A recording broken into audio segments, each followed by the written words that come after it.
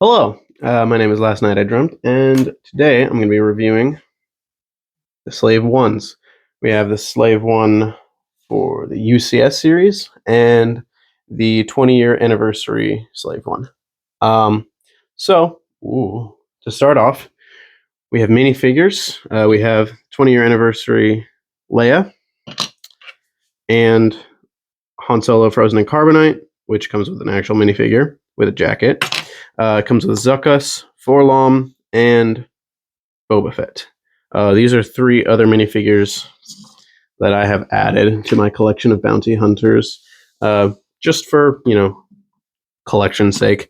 And comparing it to the UCS, we have a Bespin Guard, we have a Stormtrooper, we have the UCS Boba Fett with arm printing. That's what makes him, important.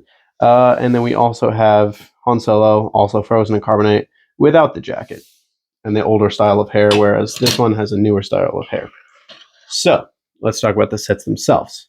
First of all, the UCS, much bigger, much bigger than the 20-year anniversary one. But the 20-year anniversary does have some redeeming qualities that I will point out.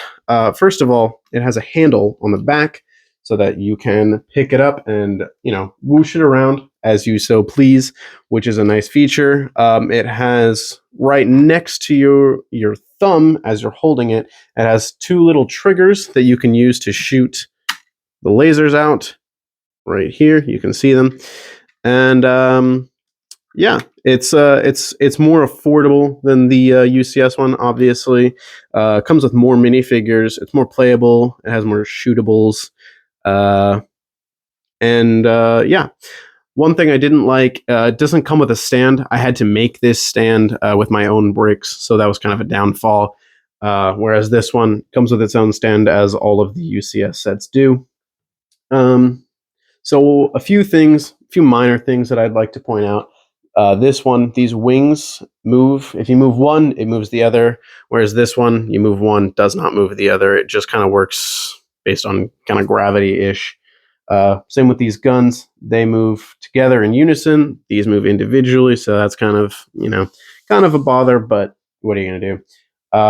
This one has openable bay doors that you can store your Han Solo and Carbonite in. Same with this one, except for the door is much harder to reach, so you really want to put it in there and then leave it in there. It's not for playable.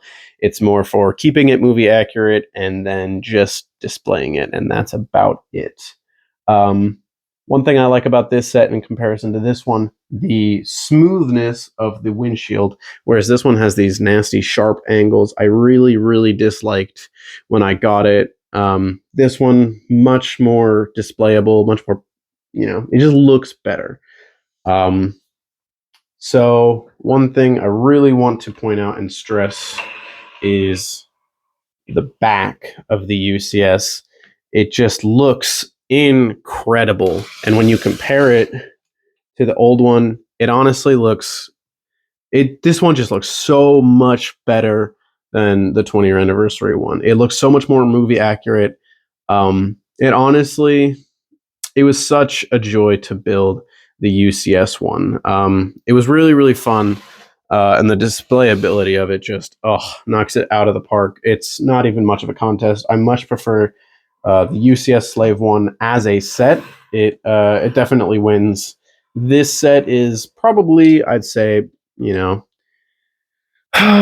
an 8 out of 10, purely because of the price. Right now, the price is just so jacked up. It's up to, I bought this one for $500 second hand, which is really speaking to it. So if you wanted to get it brand new, you're going to be looking at, $550, $600. It's pretty insane right now. The Lego market is crazy right now. But this one, I don't know, you could maybe find it for $200. I haven't really looked since I have the set. I've had it for a while. I actually found this one in Walmart. Like 3 years ago, a long time ago. I found it on Walmart shelf and decided it's coming home with me. But this one kind of sparked a fire in me. This was the first set that I bought, actually. Well, not the first set I bought, but the first set that I bought as an adult. because I was in college and I bought it and I was like, oh, I can just buy myself Legos with an adult, paycheck coming in. I can just buy that, and it really sparked something within me that made me start collecting Legos. Especially this little girl right here, having a collectible minifigure in a set of 6 different collectible 20-year anniversary minifigures. That made me really want to collect all of them, which I then did. So I have Darth Vader, Obi-Wan, Luke, Lando, Han Solo, and of course Leia. I have all of them because I'm a completionist. I'm a collector. So I obviously got all the different sets. I probably sold a few of the sets. Yeah, because I wasn't a fan too much of all of the sets. I just wanted the figures. So I bought it, and then that was it.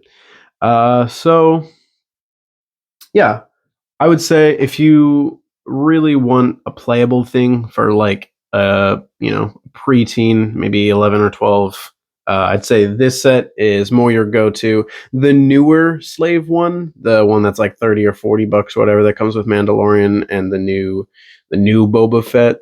I'd say that one is your best bet for younger kids. This one is more for 11, 12-year olds. This one I would say only for like 18 and plus, because building it was very complicated. I wouldn't recommend it for somebody who's just building for fun. This is for extreme Lego collectors and extreme Lego Star Wars collectors more specifically. But this one, it still holds up. It's very good set. But this one just it's really no competition whenever you're comparing a UCS set versus any other variant of that same ship. But I'd say this one is an 8 out of 10. This one, I don't know. For me, it's like a 9 out of 10, just purely because of sentimental value, it being like the first of my collection. But for the set value itself, I'd say maybe like a 6 or 7 out of 10. The set itself isn't amazing, but to me, it's worth a lot just because of the sentimental value. Um, but this set has a lot more details. It even has little gun bays that open up. They're very difficult to open, but they do open up right here and then on the other side. Whereas this one doesn't have anything like that. So that was a nice little. This one just has so many more details and just looks really incredible sitting up on a shelf. Really, really recommend this set for anybody who has an extra $600 lying around, which I know isn't a lot of people. But if you really, really, really like Boba Fett and the Slave One, this set is not a bad substitution. If you're looking for something to display, though, you're going to have to make your own stand unless you want it laying down, which looks honestly kind of terrible. I really didn't like it laying down, so I went ahead and just built its own stand. Doesn't look amazing, but I build stands for a lot of my sets. I don't know if you've seen any of my other videos, but I built a stand for Luke's X-Wing, a TIE Fighter, the Imperial Shuttle, and the Millennium Falcon. I built stands for all of those. They're not too hard to make. You just kind of have to figure out, the center of gravity. I could give a tutorial if you really want. But yeah. So thank you for watching. Comment what you want me to do next. I could do a review, or if you want, I could give you a tour of all of the different Lego sets that I have, and then you could request from that video which set you would like to see me go more into depth of its features, prices, anything like that. I can go more in depth after the tour. But leave a like if you enjoyed, and thank you for watching.